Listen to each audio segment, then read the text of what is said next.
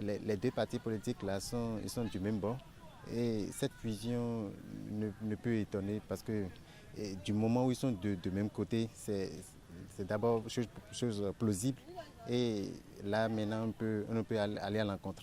Maintenant, la fusion proprement dite, à mon avis, franchement, bon, je vois que comme nous sommes à quelques mois des élections législatives, chaque parti va se profiter de l'autre drapeau, ici son drapeau. Quand moi j'ai entendu, j'ai appris la nouvelle, je me suis dit, les élections arrivent à grands pas. Donc qu'est-ce qui se passe? Les gens cherchent à se fusionner pour être plus forts, pour pouvoir affronter tout ce qui peut arriver au niveau des prochaines élections présidentielles comme législatives. Moi, je ne souhaite que le positif pour notre pays. Ainsi, les deux blocs s'entendent. Je pense qu'ils doivent pouvoir décider ou bien chercher à faire de sorte que le pays marche.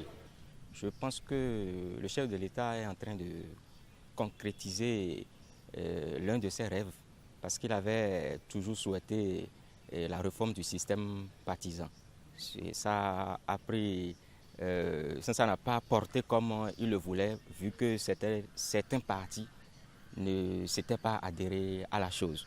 Bon, moi je me suis toujours dit que peut-être que c'est les jeux de couloir, les coulisses qui n'avaient pas marché. Je pense qu'actuellement, si les conditions sont réunies, ce n'est pas une mauvaise chose que l'UDBN puisse faire la fusion avec BR. Je pense que si, à travers cette fusion, si la jeunesse peut s'en sortir gagnant, ça serait très bon. Parce que moi, je vois déjà qu'ils sont en train de préparer 2023, pourquoi même pas les élections présidentielles prochaines.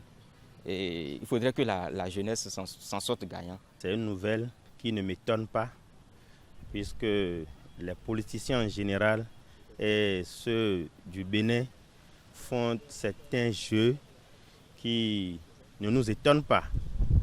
Et c'est des jeux d'intérêt. Et cette fusion n'a pas été faite sans intérêt. Mais c'est déjà bien, puisque ça va donner plus de force au bloc républicain. Et nous allons voir la suite. Particulièrement moi, c'est ne pas revivre encore un divorce ou une séparation quand les clauses ne vont pas se respecter dans l'avenir.